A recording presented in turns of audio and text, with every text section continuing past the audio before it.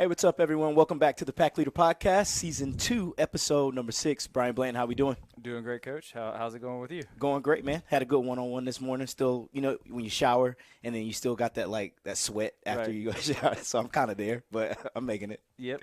Saw you in there this morning, making a little improvements. I was up there working on a couple things. You and Ozzy were in there getting it in. Yeah, man. He's got a lot of talent. I'm excited for that guy next season. But yeah, welcome back to the podcast, everyone. Just before we jump into things, I want to remind you that you can find us on all streaming platforms, be it Spotify, Apple Music. You can also watch us on YouTube, but if you're on the go, feel free to stream us on the go if you're busy like we are. So we appreciate all the support. And also, I just want to say thanks to everyone who's joined the 2022-2023 Pin Pool. So far, it's going really well. We're still shy of our goal of getting to $400 a pin, but Coach Blanton and I have recently, in an effort to put a little fuel behind the fire, for lack of better words, we've let the guys know that if we reach $400 a pin, that we'll join the Newberry Open in 2023. Possibly a regrettable decision, but hey, if we get up to that $400 a pin, it might be worth. Oh yeah, worth strapping it up. Definitely. So, Coach, hit us with some updates on how many pins we have, who's leading the team with how many pins, and so forth. As of the last count, which was Valentine's Day, we were up to 59 pins. So that should be pretty accurate within at least one or two. John Parker took that top spot. Yeah, thanks to Allen and USC. in that try meet with Allen in South Carolina, he got 2 falls there. So he had 4. Chris had 5. Chris Walton had 5. John Parker, those 2 falls put him a notch above with 6. He wasn't the only one with 4. We had several guys with 4. Yeah, several with 4. Asa Walton has 4, I know, and Will Evans has 4 as well. Okay, yeah. So that what was second place was a tight race. Now it's down to third, but good to see those guys racking them up, especially late.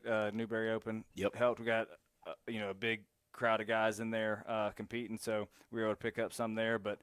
John Parker stepping it up late. Yeah, he did. And we'll get into it later, but that last pin he got was huge for us to win that duel. So, and like you said, along the lines of updates, Damon Lovelace, how about him going off at the Newberry Open, and in doing so, now has the team's fastest pin against Alberto Hernandez from UNC in just 10 seconds. Yeah, that might be the fastest pin in Newberry history. Yeah, it's really fast. And he followed it up with an 18-second pin. Yep. He had himself a day at the Newberry Open, and that edged out Devin Moore, who previously had the fastest pin at 15 seconds against Emory and Henry when he pinned that guy, like I said, in 15 seconds. So right, yeah. I was thinking. I think I did the math the other day. And it was somewhere in the ballpark of Damon wrestled.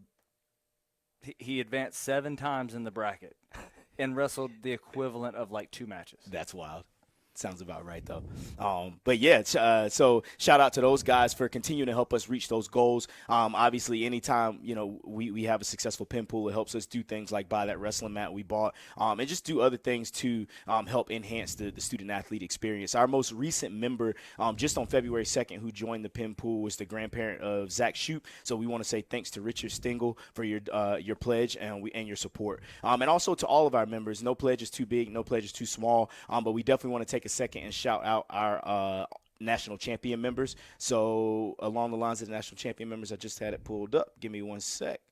We have Donna Thomas. We have Scott Thomas. We have Robert and Mary Beth Parker. We also have Paul Watson, Kirsten Benden. We have Jacoby Benjamin, Fernando Dominguez, and Casey Richardson. So we appreciate y'all's support. As always, like we said, you get that banner. I know it was pretty cool to see Coach Watson from Blythewood at our home match where he got to sit mat side with Peggy and Fernando, so they could enjoy some snacks and some action close and personal. Oh, yeah. It's kind of like being on the living room couch. Got the little coffee table with some snacks. Try to make it a unique experience, and again, being mat side, being up closer than anybody else. It's the way if I went to a big, D1 duel is probably how I would like to watch it. Oh yeah, definitely. So, thank you for everyone for your support for the pin pool. Moving on, I just want to remind you guys that our 2023 summer wrestling camps are open for registration on June 17th through the 23rd. We're really excited because we got 3 different camps going on there. We have a Tough on Top camp, which Bland, in my experience, have been doing this is one of the best technicians on top. Will be spearheading that and teaching most of the technique, everything from leg riding to tilt holds, turns, different pinning combinations. We also have a takedown elite camp that we'll run, and then we have a team duels summer camp where it's specifically competition based. So some you can pick and choose and bundle through those however you like, but go to www.newberrywrestlingcamps.com to find more information on that. There's discounts for teams who bring X amount of wrestlers, and we had a great turnout last year, so I'm excited to have another good one this year. Yeah, I think that the team who won our duels camp was here for the full week, did both camps prior to the duels, and ended up winning a state duels title this year. They did. So South Effingham. Yeah, a little bit of proof in the pudding there, I guess. At least if you're tracking the stats. Oh yeah. The logic would suggest that it helps. Yeah, and not only them, but shout out to my my former high school. I'm alumni of Lugoff Elgin, and we made it to the state finals. Still can't, East Side is Achilles in our heel, always have been. But one of the better seasons they've had in the last decade. So I think, like you said, proof in the pudding kind of deal. Yeah. Also, East Side's pretty good. Yeah, it is East Side. But no, and they were another team, like you said, that came and stayed for a good portion of the camp, and I think they really got something out of it. So even if you don't have any personal investment in coming to camp, feel free to pass the word along to local high schools and clubs, because it's appropriate K through 12. We really tried to do a good job of soliciting feedback from people that came last year, and then this year making sure that we implement it. So things that we want to add to the camp experience are going to be coaches clinics in that downtime, making sure that we have some counselor mentor groups so that guys can kind of share at each session 10 to 15 minutes of their story, have an opportunity to take some questions from wrestlers, and just give a little bit more than they got last year. And there's a list of other things we want to do as well, but those are just two that come to mind. Yeah, one of the big ones, just because you mentioned the K through 12, is kind of being able to separate into a couple groups so that we're not maybe holding a very advanced wrestler back, showing basics to guys who aren't caught up, or going way over a beginner's head, showing stuff to a more advanced wrestler. So, we'll cater to that a little more this year, because last year we did end up having a bit more of the younger crowd than I think we're used to, and we were adjusting a little bit on the fly. I think they all loved it. But, when it's your first camp experience, it's fun anyway. But to ensure that they have an even better time this year, and to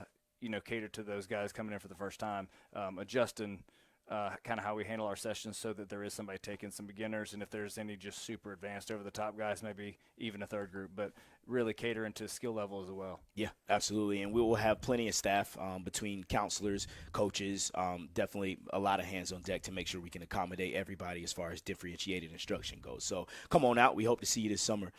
Moving on, I want to get into some regional and national rankings.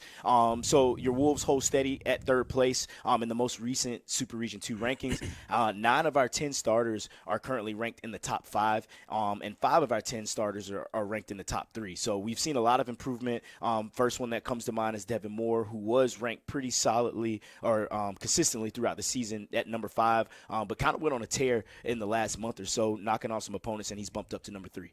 Yep, and just to kind of comment on those rankings. So the top 3 in the region will qualify for the NCAA tournament. So if you really just kind of looked at rankings alone, that gets us 5 national qualifiers, which is on pace where we were at last year. Obviously, we hope 1 or 2 guys comes out of nowhere and has a good day, and qualifies for the tournament. But at the same time, if, again, just looking at paper, that puts us at the same amount of national qualifiers we had last year, having 9 of our 10 ranked in the top 5. We ended up having all 10 place top 5 last year. So still very much on pace with that squad that won a regional title. So seeing that on paper, at least, if nothing else, is promising, and knowing that, hey, if we show up and wrestle as well as we're capable of, and I still don't quite think we've completely put it together yet this year. But, again, we've been trending, with an upper trajectory all year, and I think, I think we're going to show up and wrestle well. I think we're going to surprise people. Definitely. I'm pumped, man. We, the guys are working hard, and more importantly, they're locked in mentally, because at this time of the year, that window, I've been telling them for the last couple of weeks, that window for physical adjustments and technical adjustments is kind of closing, and it's now more about the mindset and what you can do between the ears. So, like I said, Devin Moore moving up from 5 to 3 is super important. Fields remains the top-ranked wrestler at 174 pounds. Brandon Gant has finally entered the chat and at number 3 as well. I think he's won the region every year he's wrestled. Am I correct? Yeah, he's a 3-time region champion, 3-time national qualifier. He's an All-American. Yeah. He's a guy that you got to think. I mean, obviously, he dropped a tight one against Logan Hall from Lander when we wrestled them. definitely a little rusty, a little bit out of shape in that one, or not out of shape. I think he didn't trust his shape. I think was really the big thing. But I could see him being second because he did drop that match, but to rank him down at 3 feels a little disrespectful. Yeah, for sure, especially when every year he's participated in the regional tournament, he's won it. But it is what it is, and you got to beat them all anyway. But it's just nice to finally see him jump into the rankings and get a little bit of respect. I get that he wasn't here the first part of the semester and took some losses, but when you look at strength of schedule, he's jumping in at national duels, wrestling the number 1 ranked wrestler in the country for his first match back in Billy Higgins, and then Daniel Beamer, who is also a hammer. I think he was top 8 at the time, so it's not like he took some loss to scrubs. And even Logan Hall, who's had a great season as well. So he's got his work cut out for him, but I'm confident that he'll get the job done at the right time, which is important. Moving on to our national rankings, Devin Moore and Fields are both still ranked nationally, and they each both moved up. Last time we had the podcast, Devin Moore was at number 19 in the country on the open match rankings. He slid up to 16. And Dayton Fields at 174 pounds has slid up from number 20 to number 17. So it's good to see them moving up, and it's also good to see our team moving up as well. Newberry has moved up in the open match team dual rankings from number 24 to 21.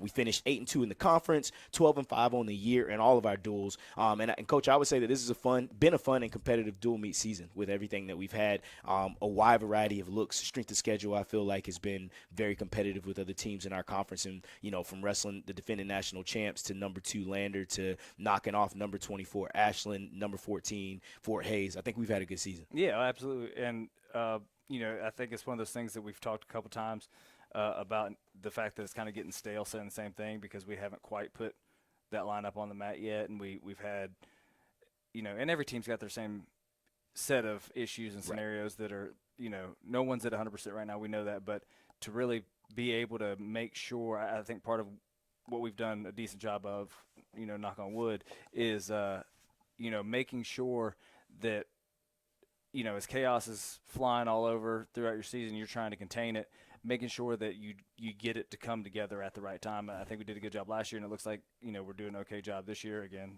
another knock on wood just to be safe. But, yeah, dual season was great. I think we gave ourselves a little bit more anxiety than we needed against Allen. Which we'll get to. But one thing that did, it showed us that our guys are resilient and that they were going to find a way to get it done. And they've done that throughout the year. So I'm excited about what we have going up, going into the regional tournament. And, I think we're going to be prepared. Yeah, absolutely. And, talking about putting that right lineup together at the right time and containing the chaos, I really felt like we did that getting into our competition recap now. I felt like we did that going into Lander. I felt really solid. I felt really confident that we were prepared. But to be honest with you, that was a tough loss for us for the second season in a row. And, just to be completely transparent, rivalry aside, I think RC's doing a phenomenal job there. And we got to step it up. I think that, period. Whether we put the right lineup at the right time or not, I think we simply put, we have to step it up. They're doing a good job there. And for me, I like it. I think that just continues to elevate our region.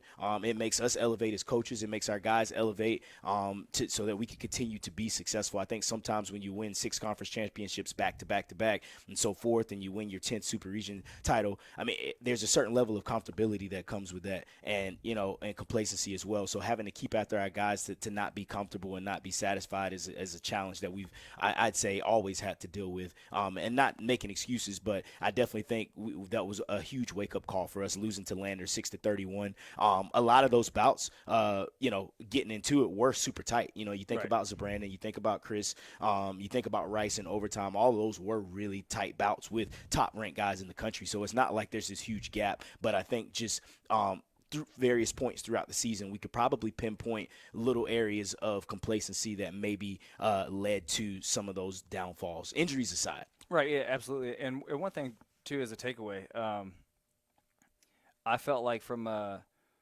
wrestling perspective, we easily matched them, and in a lot of ways I feel like we out-wrestled them.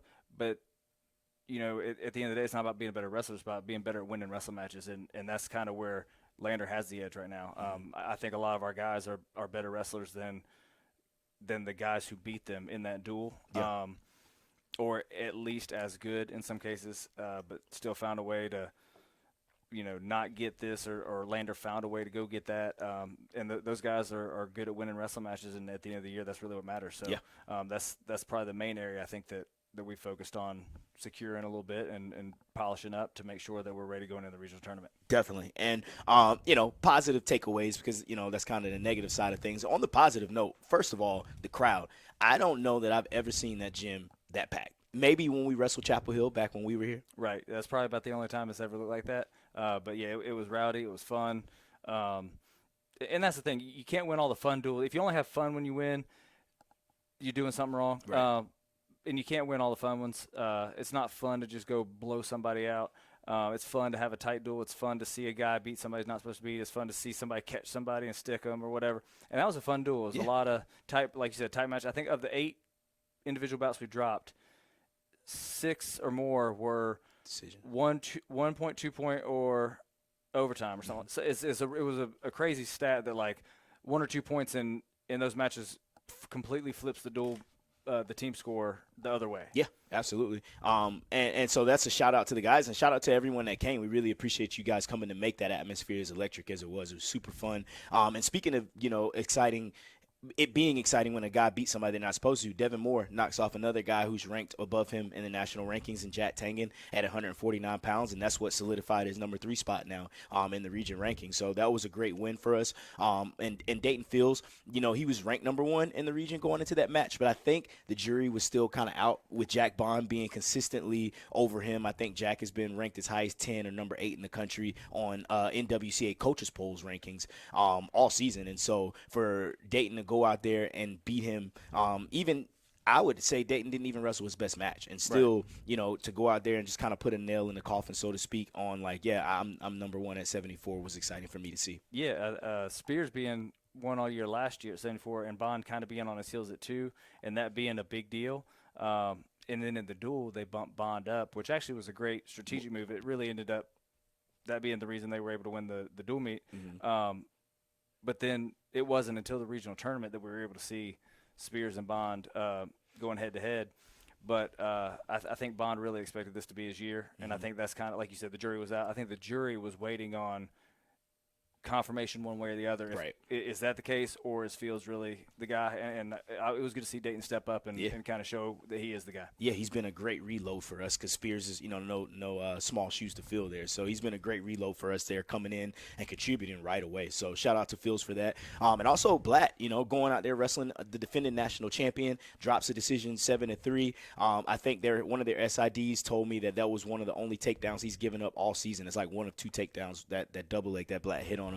And honestly, if we don't take bottom and we make just a few more adjustments, that match is a lot closer than it looked in the score. So Blatt's, I would argue, one of the best technicians on our team. Yeah. There's oftentimes we'll have him show something because he's a great technician, and you can expect him to make those adjustments at the regional tournament. So I'm excited for that rematch. Yeah, and Blatt's a gamer, and I think he likes it when the lights are on, and he likes to show up. So I'm excited to see that as well. Yeah, he's been locked in. So other ones like you, and we kind of already mentioned, other positives, Gant, Walton, Rice, all just 1 or 2 adjustments away from winning these matchups against guys who are top 5, top 10 in the country, which is great because that kind of shows us, we want to win conference, we want to win regions, but it's really about the NCAA championships and bringing back more of these, which is what you see on the wall, All-Americans, and that shows us that we're right there and we're capable. Right, and again, some of those things go down even to seeding, having a better body of work, even if it is a loss, a 1 point or an overtime loss against a top 10 ranked guy,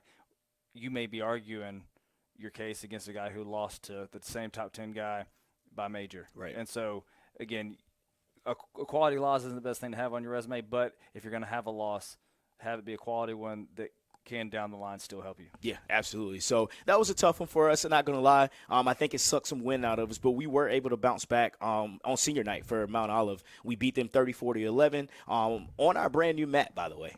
which was super exciting. It was not exciting moving it. Oh no, 52 by 52, and it feels like it. Every bit of it. Yeah. So Wrestle bounced back. All seniors were honored that night. Every senior that was honored that night, all of them have remaining eligibility. So they might be back, they might not be back. Still having a lot of those conversations, but to us, it was super important. It's still a huge milestone. Whether you're coming back or you're not to finish your undergrad degree, is still really important. We talk a lot at Newberry about retention and about our graduation rate. And so that's something to be celebrated, to be able to walk across that stage. And so we wanted to make sure we honored them in front of the crowd. And if we do get confirmation from some of those guys that they won't be coming back, we'll definitely make sure we do something a little bigger for them at our end of the year team banquet. But shout out to our seniors for graduating. For sure. Devin Moore, I wanted to talk about that one. That's kind of an elephant in the room. And D. Rice, when we talk about the UMO match, he did drop a tough one to Dallas Wilson. And D. Rice dropping a tough one to Ramirez, who was a D3 AA. But I'm excited about both of those matchups, too, if we see him again at regionals. Those are each match just a few adjustments. If D. Rice can sell off on bottom and not let those legs in or get that first takedown, maybe we don't go bottom. If Devin Moore can capitalize on a couple more reattack opportunities, I think we can find those points to help, get those wins. Oh, no question. And a big part of it to me, and I've said this before, good and bad, when you're a heavyweight especially, making more excuses for D. Rice here, when it's either locked up and you don't really have anything to wrestle for, or when, your team's getting beat really bad and you have no momentum, it's real hard to get up for those matches sometimes. Right. So when you're wrestling a quality opponent who Ramirez is, and it's 34-8. Right. It's kind of hard to get up and be ready to go put on a show. So that one, again, not making excuses, but I can see where the mental side of that provides a little difficulty. And then, Devin Moore, like you said, he's been on a tear. He's been wrestling well. So, I mean, you can't wrestle your best every night. So, dropped one. I'd rather kind of get it out of the way now and not at the regional or national tournament. So, right. Getting to look at that guy and being able to formulate a little bit of a game plan and feel him out a little bit is just going to do nothing but help. Absolutely, and he has great training partners around him to help keep pushing him and making him better. So, they did drop those, but like I said, I'm excited to see him get those matches back. And not really much to say about this duel in general other than that, we did what we were supposed to do, and we look good doing it outside of those couple bouts. So moving on, we had our last duel of the season, or our last tri-match of the season. We went up the road to Columbia, South Carolina, where we took on Allen University club team and also USC club team. I think one's ranked, USC's ranked 5, Allen's ranked 9 or something like that. But it was I enjoyed the opportunity that this afforded our guys who aren't necessarily the starters and the ones we talk about often on the podcast. It really gave them a good opportunity to go out there and compete late in the semester when there aren't very many opportunities for them. And so from a developmental perspective, I think it was huge. And for just that Allen match, which we'll talk about, being in a situation to where, all right, we might not win this. We need somebody to step up. Like that experience is something that they can draw from when they are the guy. Right. And just to kind of backtrack a little bit and give Allen a little more credit, they are currently competing as a club team, but it's a 1 or 2 year transition. Yeah, they'll be with us next year. But okay, so 1 year transition. They were NAIA up until through last year. 1 year transition into NCAA D2. So because they don't have a home yet, one way or the other, they've kind of left NAIA. They're not fully D2 yet. That's why they're competing as a club team. But these are college athletes recruited by a coach to come wrestle. Right. This isn't just a group of guys who wrestled in high school who decided to keep doing it. And Coach Pack, who used to coach here, is doing a great job getting that program up and running. They've existed for a few years. He took over after 2 or 3 years of the program kind of flailing about and has got them on the right track. So it was a quality Allen program that we matched up against. Oh, absolutely. And they took it to us. Yeah, that was a dogfight. They gave us all we wanted that night. Definitely. And, notable performances from that night. JP, who came up huge in that Allen match, ended up wrestling. We bumped him. He's a 33-pounder. We bumped him up to 141 pounds for both matches. He not only wins the match, but rides that guy out, which was huge in terms for him winning that individual bout, which we did. If he drops that one, we lost. Right, yeah. Huge by JP. And for him to ride somebody out, that's not a JP thing to do. Right.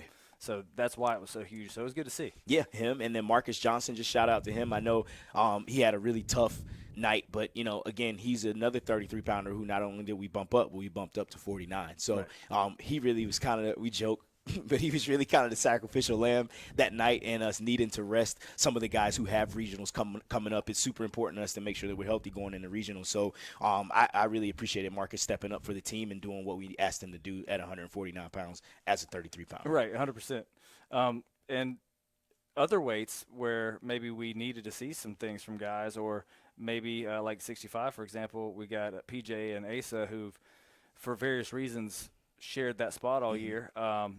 They both got to wrestle. We bumped Asa up to 74, but they both weighed in at 65, and Asa picked up 2 wins, one by fall. Yep. So, big night for him, and PJ also picked up won both his matches. I think a major and a decision, something like that. Yep, I got it right here. I can go back. Or he might have had a fall and a decision. I think Asa had a tech and a major or something like that. Yeah, Asa teched. He teched his guy from USC, and then, I'm sorry, from Allen, because he kept hitting that roll through tilt. He hit him like 5 roll through tilts. That math doesn't work out, but you know what I mean. And then he major decision Norman Sella from USC 10-1. Okay, yeah. So between the two of them, they had all 4 ways you can win. Mm-hmm.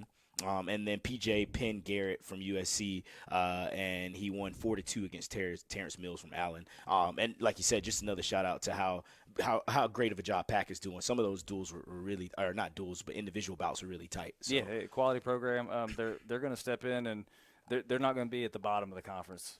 No, when they come into D2. So right. So excited for them. And then also I just kind of wanted to say, if you haven't seen JP's and John Parker's post-match interview, you definitely should go check them out on social media. They both did a really good job, super well spoken, and I just like the perspective they had on it, and some of the things they said I thought were super insightful. So go check that out if you haven't. But yeah, that wraps up the dual meet season. Coach, it's crazy how fast the season's gone for us. Right. Yeah. I mean, we've been talking about it recently in the room, not just us, but the guys. I mean, it feels like it has just flown by and faster than most. I don't recall any other seasons feeling like they've gone by so quickly, but yeah, we're in the postseason. Yeah, and I'm excited. That's the best time of the season is the postseason, is to see all that hard work pay off. And so we're pretty pumped, and we appreciate you guys supporting us through the way.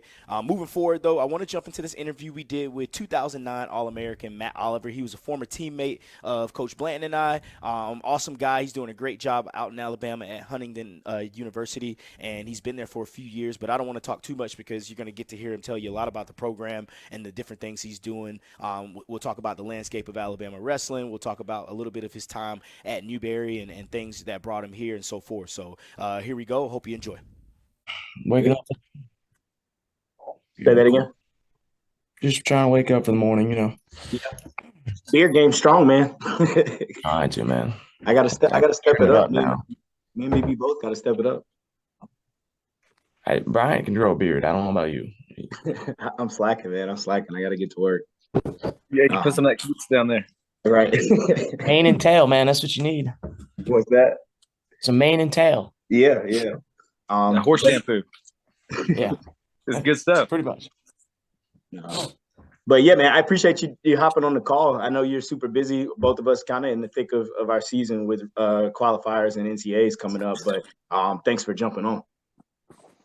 Yeah, man, appreciate it. So for everybody who doesn't know, me and BB are on the call with Matt Oliver. Just kind of reminiscing before the call, I remember in high school, I came to Newberry in 2008, but, following your career before I got here, just always being super impressed and excited to be a part of the team and to wrestle with you. You had one of the best careers at Newberry, 4-time qualifier, All-American in 2009. You've been on the coaching ranks for a long time now, so I appreciate you joining the call. And like I said, I'm excited to share your story and kind of everything you've been doing. But let's kind of start with what you're doing now. Just kind of, I introduced you a little bit, but tell everybody a little bit about where you're working right now and what you're excited about as far as Huntington Wrestling goes. Yeah, so again, Matt Oliver, I'm the head wrestling coach at Huntington College. We are a NCAA Division III college located in Montgomery, Alabama. I've been here now. This is my 4th season. And we're in a growing phase still. I mean, we're kind of getting to that point now where we're a little bit more competitive. We're still trying to build that team aspect. I think we're a little bit more competitive individually right now. But yeah, we're definitely more competitive than we ever have been, which is super awesome. But yeah, we've got regionals coming up for us, which is something I'm excited about. It's an exciting time of the year for us. Our regional tournament is one of the hardest tournaments in the country. It's got, I mean, it's 18-man bracket with 5 of the top 20 teams in the country, top 10 teams, if that. I mean, 2 of them are the number 2 and 3 team in the country, or 1 and 3 team in the country. Wartburg, North Central, Loris, teams like that are out in Iowa that pretty much dominate Division III year in and year out. So for us to go there and qualify for nationals, it has to be top 3. You have to place top 3 in your bracket, which is you might as well be the 4th best kid in the country trying to take third, or the 3rd best kid in the country and try and qualify. Certain weights, we've got a 57-pounder who's a top 5, top 6 seeded guy in that bracket potentially, and the number 1, 3, and 5 kid in the country. So for him to qualify, it's gonna be tough. Even though we're really good, probably could place it at the national tournament if we made it.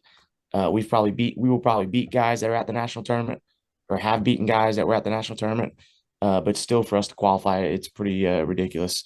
But the biggest thing for us going into regionals is going to be that we have 3 guys, potentially 3 guys that are top 8 seeds for the regional tournament, which is exciting because that's never been done for us before.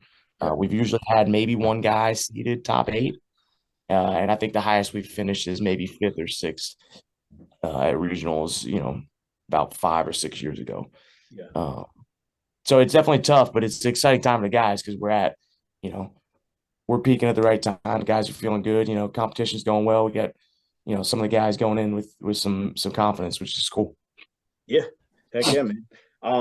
And like just as well as I do, and Blanton knows, I mean, it takes time. You pretty much started that from the ground up, from scratch, and it just takes time to get the program to where you want it to be, especially competing in the region that you're in too. So yeah. But y'all, I mean, Alabama wrestling, like the landscape, we were just talking to, I forget who we were talking to, whether it was Jake or somebody, but the landscape of Alabama wrestling on the high school and youth level is really growing too, between Warrior Wrestling Club and Ironclad, which Jake runs. And there are a couple other clubs in Alabama too that are doing some really high level things. And so I'm sure that's a big recruiting pool for you. Yeah. So, and that was one of the attractions coming to Alabama. I was in South Carolina. I've been in South Carolina for, 10 years on and off, but being in Alabama, what I tell people is there's a market for wrestling, like even club wise, camp wise, everything. And the reason I say is people are willing to invest money into it. And I think that's part of the reason why there is success in Alabama. There is that Division I success, even at that. There is that college success at that, at any level, D2, D3. There's success because parents and people and kids are willing to invest money and invest time into the sport, which is good. I think that's probably stands us alone from a few of the other southern states that we're around. We're kind of on the level, getting the level of Georgia, I would say. Georgia has a much larger capacity of wrestling and much more clubs, much more investments into the sport. But Alabama's not far behind that, honestly. But yeah, look, Huntington is, when I got here, it's still it was growing. We had numbers, not a lot, but we proved that at least with Huntington College, we're still new. We're about the 8th or 9th season of a program. Okay. In those 8 years, 9 years, we've kind of grown and just proven that, hey, we can establish and be a program. We can have 25 kids plus on a roster, or 20 kids plus on a roster. We can have good kids. We can kids that make grades, do the right things, and that kind of stuff. I think just something that we were lacking was that competition edge of, we need guys at the national tournament, Yeah. And that's been something that's been a challenge to grow, kind of elevating that standard since I got here, which is something that's going to take time. And we're kind of, like I said, I've always said it would take me 5 years to kind of get to where we can get there at the national tournament. And we're year 4, and we're, chomping at the bit there. So it's exciting. But yeah, it definitely helps that Alabama has that market for it. There's kids in state that we can recruit. We're close enough to some of the Georgia area kids that are pretty good, and we still kind of offer competitive. I wouldn't say competitive is the right word, scholarship package wise. Our institutional package that we give out is still pretty comparable to some of the D2s like you guys and some of the NAIs, depending on the kid. We're pretty comparable there. So it's not much of a factor there, but it's exciting. I think it's going to help us out. I think we've got a pretty good recruiting class coming in next year, which I'm actually really, really excited about. Yeah. A lot of young guys roster, a lot of freshmen and sophomores. Most of our starting lineup is actually sophomores. I think we have two seniors, one senior, one junior starting, and the rest are sophomores and freshmen. So it's a very young lineup. Yeah, nice. Well, hey, I just want to touch on that recruiting at the D3 level. I know you kind of got into it a little bit there, but with not being able to offer the athletic scholarships and kind of having to package everything institutionally, primarily through academics and any other extracurriculars and other merit-based things that are not athletically related, how has that given you a different challenge or opportunity or whatever compared to, because if I'm not mistaken, you were able to offer a little bit athletically at Spartanburg Methodist. So how has that differed and how have you been able to adjust to it? So, honestly, the difference for me is not a whole lot. I think the kids that we're recruiting are still paying.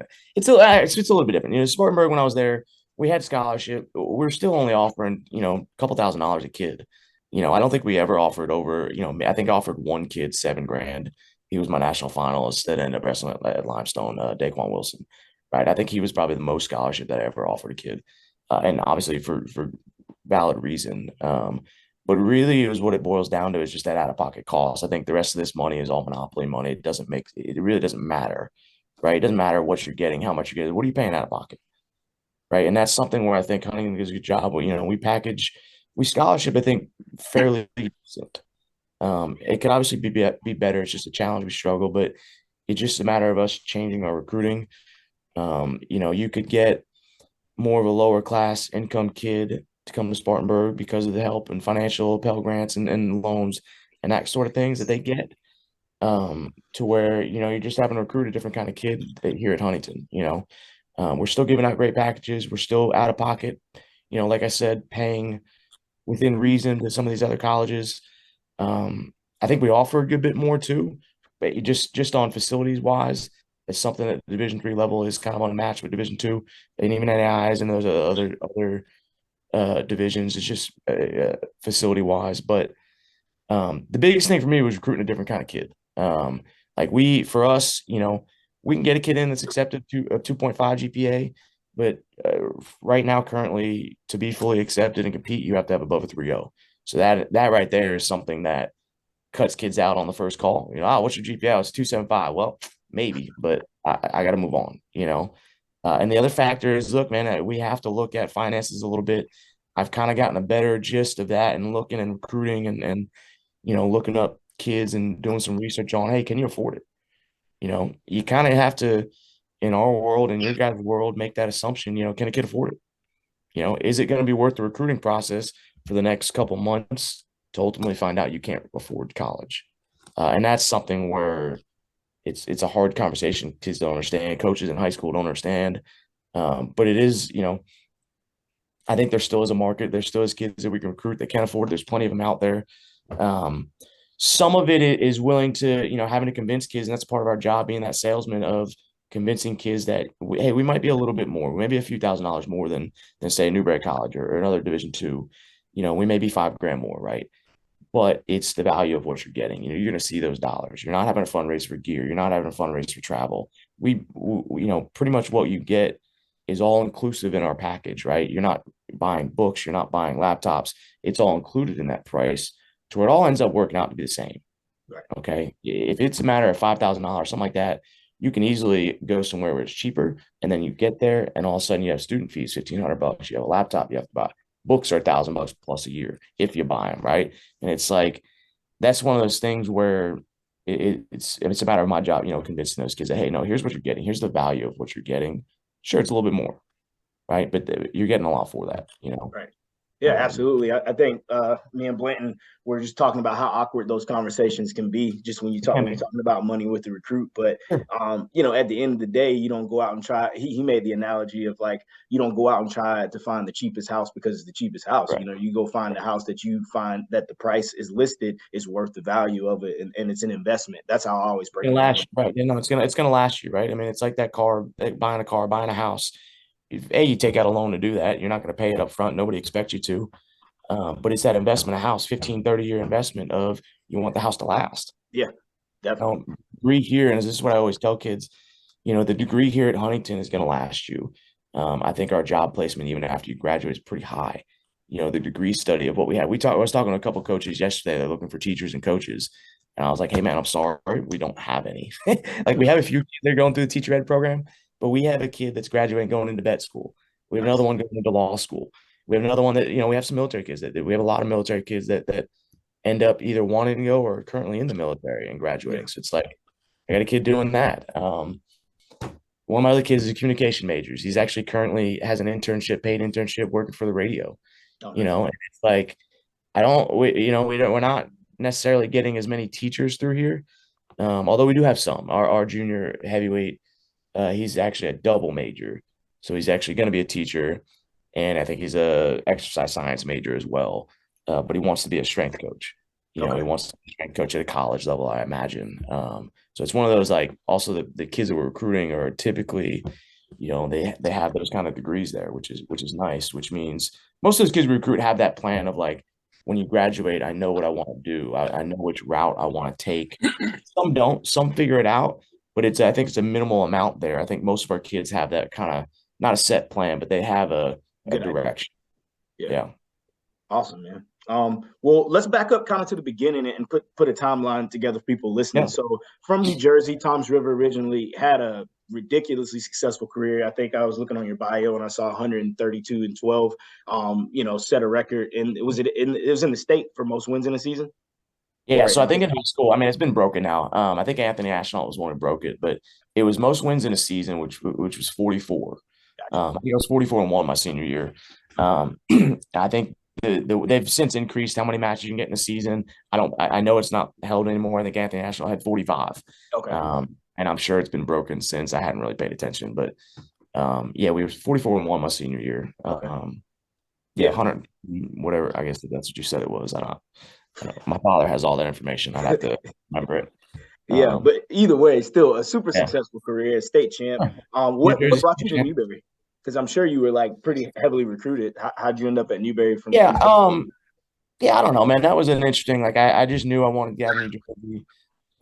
I think when I graduated high school, so I think there was a big shift, and even when we were all in college Division II, there was a big shift in that Division I, like, success, where, like, a lot of the Division I's that you see having some success, even moderate success now, were not, in 2007, 8, 9, those years, they just weren't successful. For whatever reason, maybe it was just a changing of the guard there and a lot of the coaches, but coming out of high school in New Jersey, like Rutgers, Rider, they were just okay. They weren't really anything good. It was kind of, Coach Goodell at Rutgers wasn't there. Those guys weren't there. So it wasn't like Division I wasn't anybody's like, yeah, I just have to go to Division I, or like, it's like, hey, you went to Penn State, West Virginia, you went to Iowa, like, you went far out of the state anyway. So it was like, for me, I didn't really care necessarily. I think I had a pretty even keel. I actually said my senior year, I was like, I'll probably take 5th in the state. My senior year, I just kept telling people that's what I thought. I had 2 state champs in my weight class. I think it was like 6 returning placers. And it was like, yeah, I'll probably take 5th. I really didn't have that care or, like, think that I was the best person around. Ended up winning it, but even in college, when I was graduating, like, college-wise, it was like, I don't really have to go Division I. Like, I don't care. Sure, the Division I's were attractive. They were recruiting you. They were throwing some stuff at you, and it was like, cool. But I just didn't really care that much. Right. Not that I didn't care and didn't want to be successful, but it was just I didn't have that. Like, I didn't need that satisfaction to wrestle Division I to think I was good at wrestling or to show people that I was good at wrestling. Like, no, we could just wrestle. You could just look up the accolade. Like, you knew that I was going to be good at wrestling. It's like, you just knew that. So going to college for me, getting down there, was kind of I don't know. I don't really know what the final attraction was or what the, thing was to me. It was probably Coach Valak. It was probably that him selling it more than it was the college, more than it was anything else. Mm-hmm. I think I liked that it was a smaller team. It was a smaller, at the time there were 25-pounders, but not really that, good 25-pounder that had. So for me coming in, I knew I would be the guy. So that was kind of a big attraction for me. And not that there wasn't any people with any other kids that they were recruiting. I knew who they were. I've wrestled who they were. And it didn't bother me, I think. So for me, that was kind of what I chose. Money was a factor, but I don't think at the end of the day we had talked. There were some other colleges I looked at, some Division I's that they just offered a little more. I probably would have went. Probably a good thing it didn't work out. But yeah, that was kind of that attraction. Hold on, yeah. But yeah, so yeah, that's kind of what I went down. I think it was coaching. I think it was about the team, the guy, everything. I met the guys, hung out. Yeah, that's why I went to Newberry. Nice, man. And then, Blanton too, y'all, and Tony Washington, Andrew Young, Keno, all those guys, a part of that, really that first crop that kind of put Newberry on the map nationally speaking. Talk a little bit about just, I guess the thoughts you have when you think about, the ranks you took us to, and just some of those days, that sense of pride I would imagine you have in being a part of that group and those types of things. Yeah. Yeah, that whole crew, what also people didn't realize, like me working out, like workout partners wise, like those were my workout partners every day, because I think we just had a problem with keeping 25 pounders or lightweights in general, probably because of who we had there. It was like, if I'm never going to make it, it's like these guys we were just kind of up there. And it was like, Andrew Young is 160 pounds trying to making 33, try to make 25. And it was like, I'm having to wrestle him every day. Latre and those guys and Tony, it was like, that was a joke. I don't know why I ever did that, but it was like, Sheridan, when Sheridan got there, was wrestling him, and not that he's the biggest 33 pounder out there, he's just mean as shit, right. So for this day, Tony's still one of the strongest people I've ever met. No doubt. So like, he's one of the strongest people I've ever met. Yeah. And it was funny. What was he, 41? It was like, I really, in like, I'm a 25 pounder where I weighed, 145, 50, right. Up there wrestling. It was like, really wasn't that bad, but it was like, no, I was a boy. Like, I might as well have been his son. Like, right. Which he already had. Yeah, he had one by the time too. But yeah, I remember just it was just miserable for me, because again, I was cool, I was good, but like, I tell guys this story. I don't think I scored a takedown on Andrew and those guys, and even I don't think I scored a takedown for 2 years. In the room. Like, good luck. Like, the only way I scored on the tray is if we worked out after practice and it was like a 45% go, and like we were just messing around. There's just I couldn't shoot. I was more defensive. And Andrew's double leg, and it was stupid. So I just didn't score takedowns, and that's what I don't think people realize. It's like that's hard. Like, that's that level of being hard. Like, sure, we were a top 2 team in the country. I was an All-American as a sophomore. Never scored a takedown in the room. Like, unless I wrestled one of the guys who ended up ultimately quitting, or one of those guys, it was like, all right, lap goes, groups of 4. It was like, shoot, okay, well, who am I going to go with? Like, let's go with those guys. And then just getting beat up the entire time. Yeah. Part of those, like, that's a part of those lumps that you kind of have to take, man. It's just, I think it's normal. I think everybody goes through it. I'm sure you've had your stories. It's what happens. I know Bryant. I can remember Bryant and Keno having to wrestle and Cy and just miserable, I'm sure. Yeah. Right, like, it's just fun. You're the smallest one of that group. Like, good luck. Right. Like, Cy would do this thing where he would back you up to the wall in the wrestling room. You couldn't scroll. Yeah. And you couldn't stop him from doing it because it's just, a bulldozer. Yeah. It worked out for you, though. Yeah. No, those are some of the, like, what I remember going there, and like just that team and those guys there. But it was funny because it would switch, like, when competition would come, like, as much as you knew you got beat up in the room, and like there's the smaller guys got beat up, or the younger guys got beat up, it was like you would still go out there and, like, I don't know who you are, but I don't care. It's like I just knew that I was still better than whoever it was I was wrestling. I know you're not Andrew Young. Right. You're just not Andrew Young. You're not Tony. You're not. It's like not Latre. It's like you're just some bum. That's what I thought. It's like you're just some bum. Sorry, you stepped on the line. You should have forfeited. It's like that's just what you thought. Yeah, no, those teams were fun to watch, man, and fun to be a part of too. Are there any particular memories that you can share, or maybe you can't share, but anything that, like, pops out in your mind, just funny time, good times at Newberry, be it with the team, the guys on the team, or just guys in the dorms kind of deal?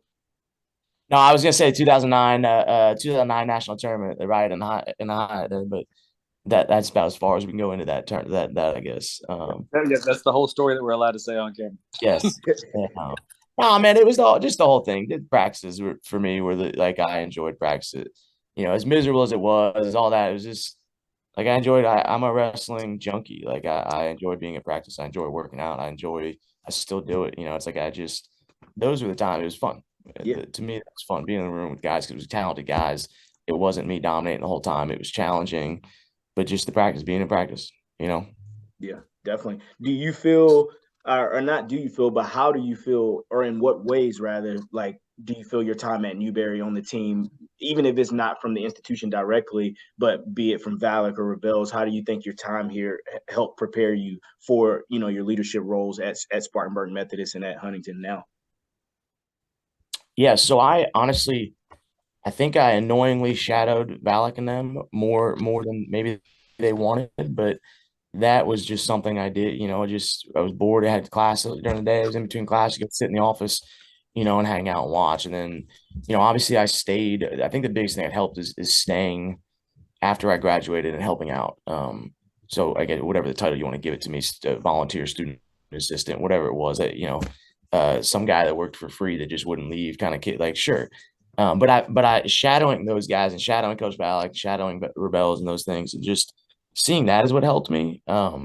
Because I mean, honestly, I jumped into head coaching very young at a very young age, and I think I was at Neosho for 2 years, and then went to Spartanburg for 4, and then was at Huntington for 5 or 4. This is my 4th year at Huntington, but I think I was the youngest head coach. I was 24, 25 years old when I got hired at Spartanburg.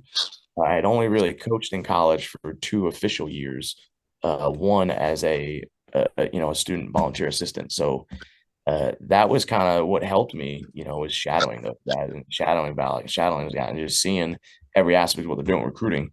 It took me on recruiting trips, those kind of things, calls. I was helping out I think during college I was giving tours giving tours with him. So it was a lot of that stuff that kind of helped, you know, show me, what should happen in recruiting, because recruiting, I think, is most of what we do here. But, and that's how you're successful is recruiting, where you're recruiting. But that's what kind of helped me. And obviously I missed a bunch of things. I'm sure I screwed up a lot as a coach. But I didn't really have that time as an assistant to learn as much. You kind of just jumped in and figured it out. Yeah. Well, even now, man, I would argue that, I mean, we all are still, learning. You never really stop growing and learning. So, I mean, every year I look back sure. at the previous year and there are different choices I would have made, different decisions, things I would have done differently. Speaking of recruiting though, were you the connection in, or are you how we got Jeff Vesta from Neo Show? Is that how that happened? No, Okay. Curtis was the thing. Okay. Got you. So no, yeah, he's just from Neosho. Curtis, I think Curtis Chenoweth was the guy there. I would have to assume. I think it was the only Kansas guy that we had. Got it. But yeah, Curtis ended up going out there coaching at Neosho for a year or two before I graduated, or a year or so after, before I graduated to when I graduated. They had a job they had another coach leave and a job opening that I just took. Okay. Gotcha. Well, yeah, man. So you did put the timeline together for everybody, Neosho, Spartanburg, at Huntington now. But also some really cool things in your profession or in your personal life happening too. Obviously, you and Emily are recently married, and you got a baby on the way. Want to tell us a little bit about that? Yeah. So I've been together with my wife for I believe it's 5 years now. I hope I'm not wrong there, but it's 5 years. We'll say. Yeah, we've been together 5 years. We finally got married. We got engaged 2 years ago. Got married a year. We have to work around wrestling in season, so we got. Also, we wanted to plan and pay for it all, so it took us a year to kind of do all that. We got married last April, and then she's pregnant now, so we're having our first child. We're having a little girl. Baby's due 1st of June. June 12th is the due date there. So yeah, we're super excited. It's kind of a new adventure for me. Obviously, married life, that's been, again, we've been there wasn't really a whole lot different. We've been together for a while. It was kind of just something we did. And having a baby and that's a new adventure. We bought a house here. We're kind of settled down. So it's kind of fun times for us because we're getting into adult stuff, investing money and working finances out and buying a home and setting up the baby room and stuff. It's cool. Yeah. It's definitely been a fun time in my life that I've enjoyed and still am enjoying it. Yeah, definitely, man. I think because you guys were just down here for the Newberry Open, and your dad was saying, I guess he's only got all granddaughters, right? Yeah. So yeah, girls run in our family. That's been known. Nice. They run in her family too. She's one of 4 sisters, so Oh, wow. it's just that we kind of, you could hope all you want and assume it was going to be a boy, but no, you kind of knew it was just, you expected it to be a girl, and we're going to be surprised if we had a boy. You know, still trying, but we're still gonna be trying, but hey, we'll see. But yeah, he's I don't know, I guess he's at 5 or 6. Was it 3, 2? Yeah, 5, and now this will be the 6th, if I'm not mistaken. Granddaughter. Awesome, man. It was cool to see him and your mom down here. I mean, for people that don't know, like I said, Matt was down here for our Newberry Open earlier this month, and I think Curtis Chenoweth, who we just mentioned from the O Show, popped in, and kind of felt like the old days seeing y'all back around. Yeah, man. Yeah. So. Yeah. No, talk about beard game. Curtis had a Santa Claus beard going. So a funny story, right? So I hadn't seen them in I think it was probably 2 years. So I hadn't seen Curtis, and maybe it was less, but he, I think it was his birthday. We showed up when Top Golf, and this is when it was just outgrown. I hadn't been shaping it up or anything, and just sat down, looked at him and said, "What's up, little boy?" And he had just looked like Darrell, and it was like, this dude not man enough to grow a beard, huh? Yeah. And that's why I grew a beard. I made fun of him, so he grew a beard. And now he won't stop growing it. So he's never been one to back down from a challenge. Right. Well, he was, he's working at UPS, and I think for a time at UPS they wouldn't let him grow a beard, so he had to shave it every day, and it was miserable. And every time I'd see him, "What's up, little boy?" I conned him into growing a beard now. Now he won't stop because UPS allows beards, and it's like I think he's got he got a little bit of a raise there, so he's got a desk job at UPS, I think, or something like that. But yeah, that's why he grows a beard. That's funny. I'll make sure I get my hang time up next time I see you, dude. Yeah, you might want to. I don't know what you're doing. I don't know how you slacking. But yeah, dude, thanks for joining, man. So are y'all's regionals this coming weekend or the same as D2 regionals? Yeah, I don't know. I haven't really paid attention to other divisions. Ours is, so it's not this weekend, it's next weekend. So it's the 24th and 25th. Okay, yeah, same as ours then. Cool. So we'll see. Yeah, we drive out Thursday. Next Thursday, we got an 8-hour drive to go to Millikin. It's Springfield, Illinois. Hosted by Millikin University. They're hosting it. So not as far of a drive as we normally take. We normally go to Iowa, which is we just fly there. It's a 16, 17-hour drive, probably a 2-day trip. This year we can make it in 1 day, so we don't have to spend as much money, which is awesome. Right. So the travel and the stresses of that won't be as high for us because we're leaving as late as we can and try and just get up there, not have much time to think about it. Get up there, work out, go to sleep, wake up, work out, weigh in, and wrestle. Typically we always get there a couple days early, and it's like you're just sitting there waiting, and it's just a mental game there that kind of stinks. Right. Just all that anxiety and stuff creeping in with the guys, big stage type deal. Yeah, and it can. And I think this year we're trying to bring a little bit more of a crowd, and we're bringing the whole lineup, because we can drive. We're not flying, so we don't really saving the money on that aspect. We're still spending as much as we would on hotels and whatnot. It's just take a bus, and the bus is what it is, and so we're doing that. We got some more parents that are involved. They'll be out of the tournament, so it'll be different for us, and it's not just 10 guys that are wrestling. That there's no crowd. Right. And I know you guys haven't been to Division. What Darrell, you've been to a Division 3 regional. It's I don't know how they are up there, I guess, but in our region, it's pretty intense. There's hundreds of people in the crowd, and 50 of them are one team, and it's just they got the different chants from each different college, and it's a pretty intense. You get taken down, and people are booing you, and people are cheering for the other guys, and it's like it's an environment like you would see at the national tournament at a Division 2 level. It's an 18-man bracket, which is as big as the national tournament. It's as big as the Division 2 national tournament. It's a wild tournament, man. So there's a crowd, but it's a crowd and the environment that these teams bring that makes it like pretty awesome. Yeah. And it's really a format tournament. It's not a super huge tournament, super big venue, but it's a format tournament, and there are hundreds of people in the crowd, thousands probably watching you, and it's pretty cool. Some of our guys, we know that our freshmen are going to probably go there and what do I do? What's going on here? Like people cheering, like we're used to being in Alabama when we got 200 people, 300 people, a large crowd, and it's like, no, and nobody's really cheering against you. So it's gonna be a little different environment, but the tournament is a like if you've never been, it's something to go and watch, especially our region. It's one of the more difficult regions out there, and there's some others that are tough, and depending on the years, they kind of go up and down. But just I think the environment that our tournament brings is pretty wild. I do remember our first year going, or my first year going with the team it was kind of cool. Like I knew we didn't have we didn't have any expectations, so I wasn't worried about weren't worried about qualifying or doing anything there. But it was just you could sit back and kind of enjoy it as a fan a little bit. And it was cool. It was cool. Definitely an environment that's like you want in a tournament. It's like it's like what we all sit back and dream of, like going to a college tournament, having fans, people cheering, and this. It was pretty cool. So I'm definitely that's like I always enjoy it. I always enjoy going. I know the guys do too. It's definitely a time for them to show out, but with us having a young roster, it's one of those things where some of them don't know. They don't know what it's going to be like. They don't know that atmosphere, which factors into that. That stress levels of being there, the crowd, the people, the coaches. They got 4 or 5 coaches sitting in the corner, not supposed to be, but they're there. Right. It's like that's hard.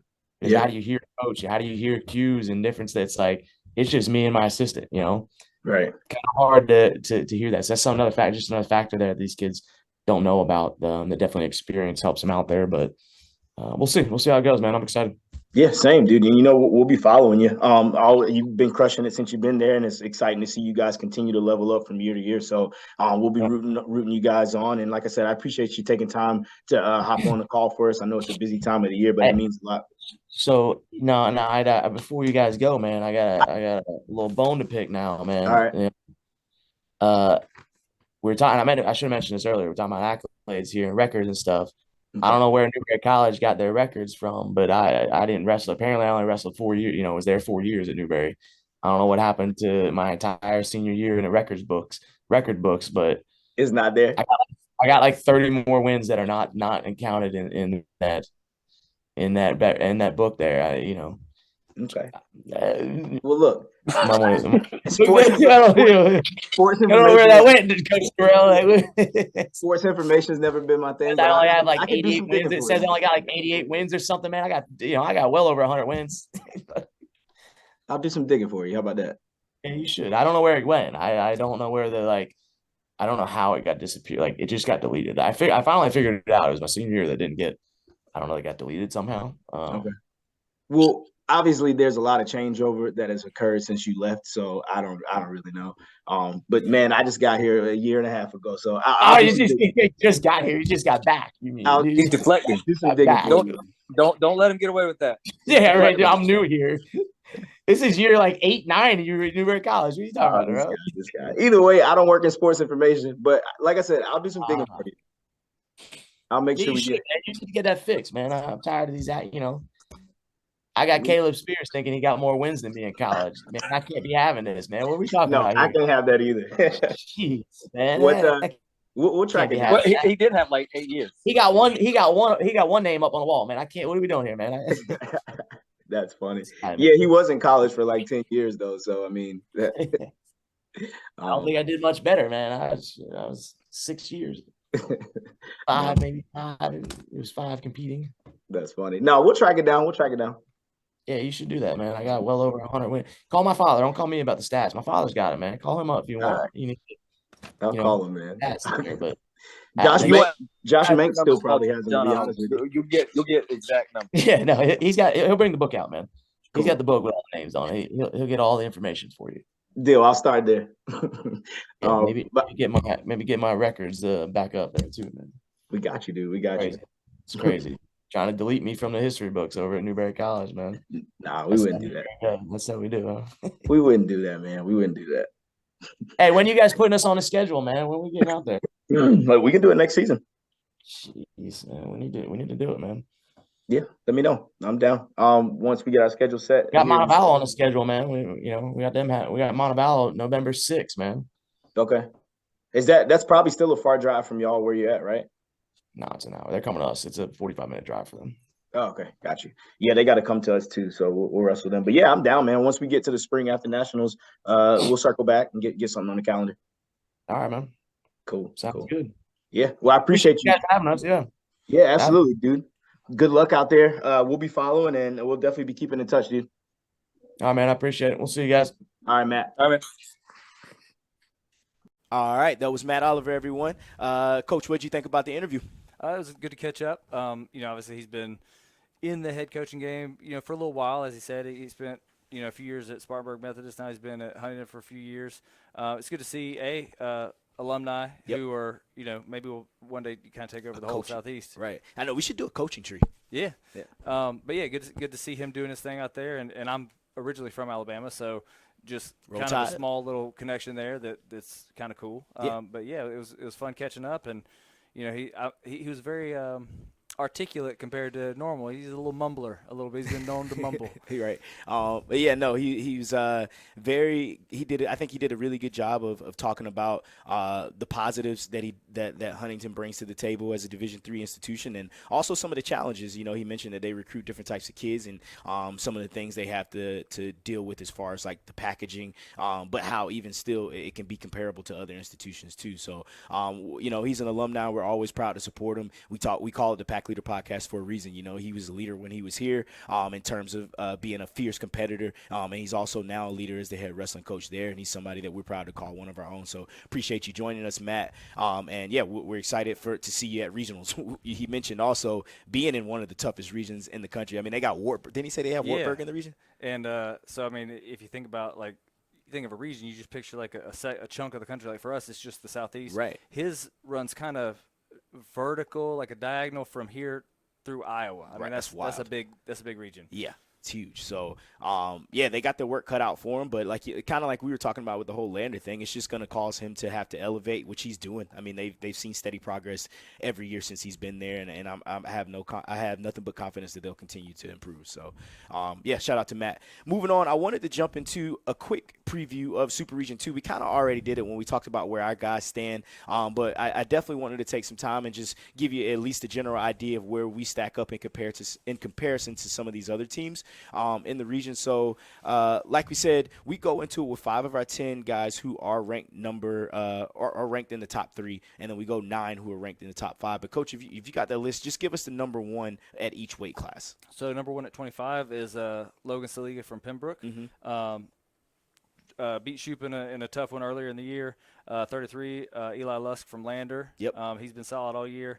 Zeth Brower, returning national champ from Lander at 141. At 149, Dallas Wilson, who Devin Moore, that's the one we spoke about. Devin Moore dropped to tight one 2 the other night. 157, Rashad Vereen from UNC Pembroke.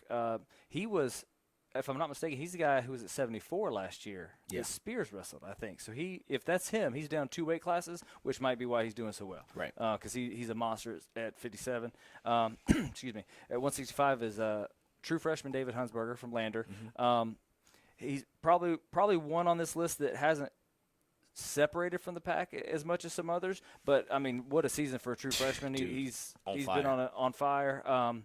Kind of had a tough Midwest. I think went like 2-2, but really before and after has really been on fire. Has had a really solid season. From Burns, he's an in-state kid. So South Carolina guy. Even though he's at Lander, it's good to see a South Carolina kid do well. Yep.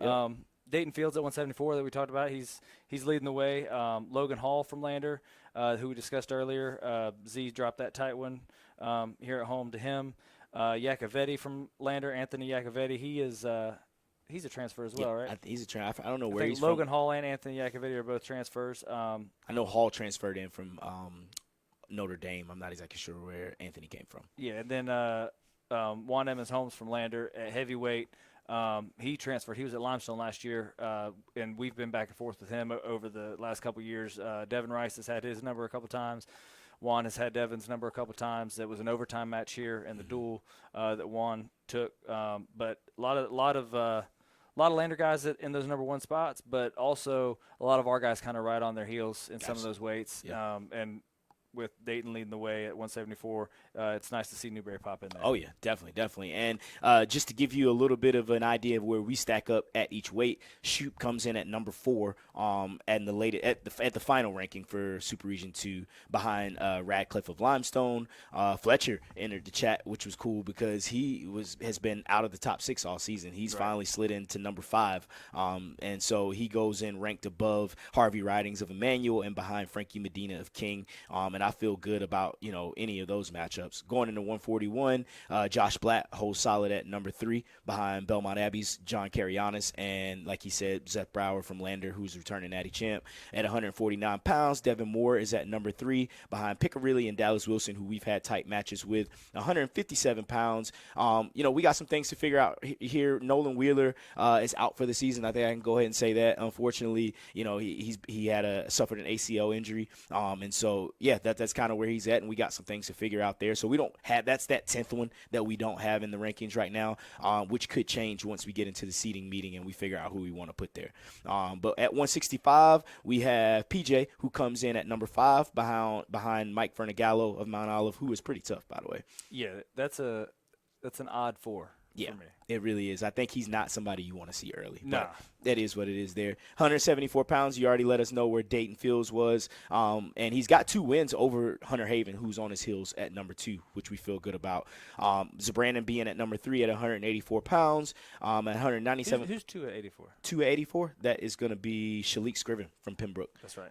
Who we watched wrestle out at Midwest. Yeah. Yeah, he's a horse. So that's just really – 84 is one of the toughest weight classes, I think. The top 3-wise. Right.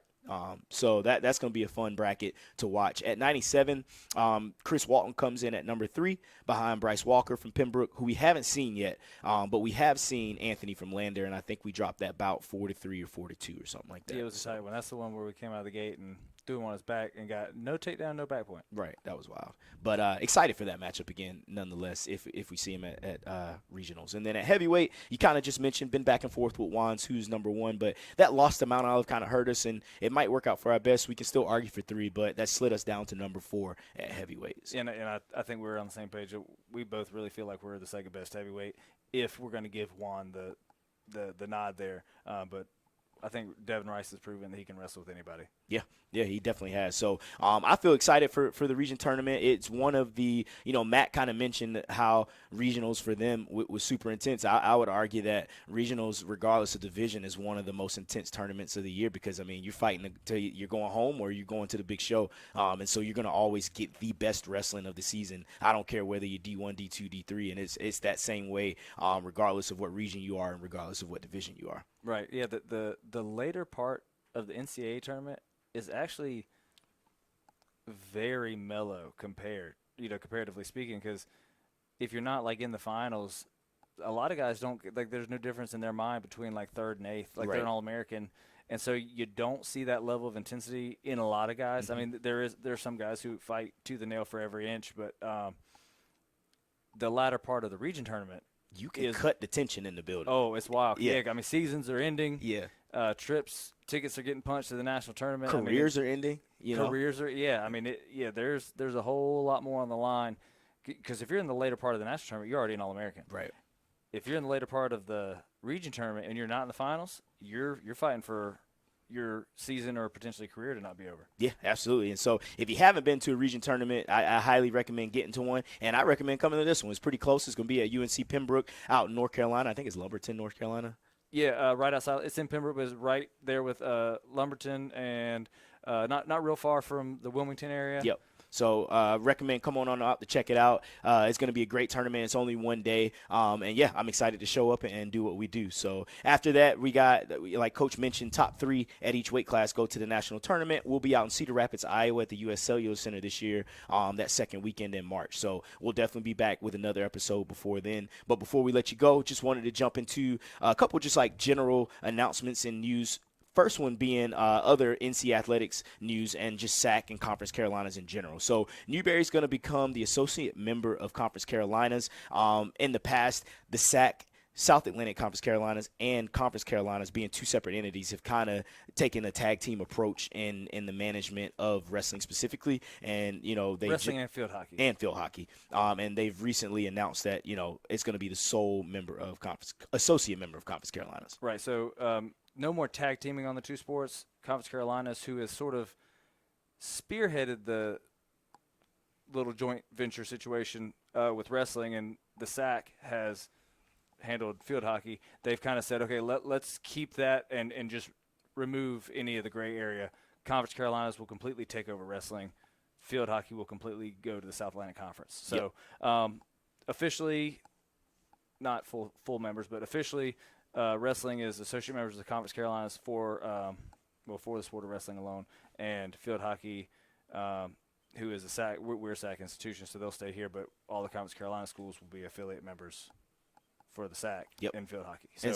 And so what that means for wrestling is that the current five, like you said, the current 5 SAC members, which are Coker, Emory and Henry, Limestone, Lincoln Memorial, and Newberry, in men's wrestling, like you said, are now going to be official associate members for Conference Carolina. So I don't know how long this will go, but it is going to be a two division model. They're going to split it up to East and West. In the East Division for 23-24, at least Allen, Belmont Abbey, Coker, Limestone, Mount Olive, Newberry, and Pembroke will make up that division. And then in the West, you're going to have Bluefield State, Emmanuel, Emory and Henry, King, Lander, Lincoln Memorial, and Montevallo, which is way out there. So a few mixed reviews on that one, joining the conference and region potentially. But that's what the landscape will look like next year. You know, I'm more of and I've been pretty vocal about it on all coaches meetings of wanting the SAC to pick up wrestling specifically and completely separately from Conference Carolinas. That way you have the SAC conference, you have Conference Carolinas, and we make up what is the Super Region 2. If we got a couple outliers like Montevallo and Bluefield, they can be in the region as well. But that's kind of what I want. But they took a team approach and voting and making sure that the consensus is what we went with, the overall consensus. But I think, you know, admin at Newberry and a few other people within the conference want to see the same thing. Right, and to me it makes the most sense because if you look at like football, for example, our conference, our NCAA Super Region is made up of 3 or 4 conferences. We got the Gulf South, the South Atlantic Conference, is it SIAC that's with us? That's the HBCU conference, I think, with Benedict and all them. And there may be one other, and even in the past, there's been a couple independents. Right. Like Pembroke used to be independent. I don't know if they still are or not, but it wasn't just, you know, the teams that are already on your schedule are your entire region. Right. It was, you know, you play your conference schedule with a few non-conference games from, you know, wherever, and then your region might have, you know, 20, 25 teams, whatever. We've gotten to the point where it's just our conference and region is the exact same thing, and to me, that's the weird part because there's teams that are not in our conference that now they are. Right. Like I, I'd rather see, like you said, 2 clear, distinct conferences, and then if you've got a Montevallo, if you've got a, you know, Pembroke. I actually think Pembroke has joined specifically a conference now, but just still kind of playing off the football model. If you got a couple of those independents who aren't official members of one of those conferences, let them be independents like they do in the football model. Yep. And again, before we had a conference prior to this 2016 season. Yeah, that's a Mikey question. I'm trying to remember that. I think that was when we first joined the ECAC. Okay. So we never really were competed in a conference for wrestling. It was just you kind of wrestle independently, right? You know, make your schedule and then show up at the regional. I don't know why it has to be so different that it's like, no, we're all going to be like, if we don't have enough to have like a real conference, you know, hold what you got until you do. I think we're so close right now that it's like us adding Allen as an affiliate member, Conference Carolina is adding Montevallo or Bluefield State as an affiliate member, you know, however it would make the most sense, to me would be a great way to kind of step into that direction. Definitely. So I'm going to keep pushing that ball up the hill, but I mean, that's above my pay grade, but I just kind of wanted to at least say how I felt about it. But officially and publicly, it has been stated by both of us. Yes. But so that it'll be exciting. It's something different, the whole East and West thing next year and the way we'll cross over and compete for that conference title. I definitely think it'll be a nice change of pace either way, so I'm excited for that. General news for Newberry College. Shout out to Joshua Kusar. Am I saying that right? Cowser, class of 21. He just recently signed with the Green Bay Blizzards, which is a XFL team based in Green Bay, Wisconsin. I'm sure you probably are familiar with him. I actually am. One of my high school buddies, Markel Willis, shout out to him. You know that picture I have with me and AJ Green, and then there's a third guy? Yeah. That's Markel. Oh, okay. We were all playing receiver on the same side. Mm-hmm. He played for the Green Bay Blizzard. I don't know if it's the same thing or what the different FLs are because they kind of keep bringing new stuff, but it was an Arena League team when he was on it, and you know, just small world to have a buddy who already played there. He went to Somerville High School with me and then played a year at the Citadel and then transferred to Coastal and then went and played pro ball in Green Bay. So Somerville really pumps him out, man. I feel like That's what we do. They got so many guys in the NFL, but no, that's cool. So shout out to Joshua. And then lastly, but certainly not least, for our alumni, we didn't have any necessarily notable achievements or accomplishments or anything like that, but we do have an alumni golf weekend that is in the works that we're trying to plan. So I sent out a survey with, I think, 4 different weekends about 2 weeks ago. If you haven't had a chance to take that, please take it, because we want to pick the weekend that's going to get the most participation. We had a pretty good turnout for our winter alumni event, and it is something that we want to do biannually. That way, if you can't make one, you can make the other. And so we want to make sure we give this 100% effort, that is well organized, that the coordination is on point, and that, like I said, communication is there too. So I'm going to follow up maybe with another email as well, but if you get that, let me know what weekend works best for you. I'll put together a tentative schedule for what that looks like and shoot it out. If any adjustments need to be made, you got my number. You can text me, you can email me. But that's something that I'm pretty pumped about doing this summer, even though I am trash at golf. Yes, but I would like to point out one small thing. It could very easily be alumni and friends. So if you're a pin pool member, if you're watching this podcast, if you're a supporter of us, even if you're just a big fan, feel free to be a part of the stuff, because we're not yes, it's an alumni base that we try to stay connected to. Because, those guys at this point, our program's still pretty young. Those are guys that we all know that we were teammates with or coached for the most part. But, if one of our former teammates is there hanging out and gets to meet, the dad of a guy who graduated last year or something, who's still supporting, and those are connections that are going to be great to make, and I'll have a lot of fun. So, yeah, friends of the program, supporters, you're as included as you want to be. Yeah, absolutely. So definitely be looking out for more information on that. And with that being said, we appreciate you guys listening. Make sure you follow us on social media, Instagram, Twitter, Facebook. We got a TikTok now. Look for us. And like I said, we hope to see you out at Regionals in Lumberton on February 24th, where we look to bring home our 11th Super Region 2 title. So we'll see you later.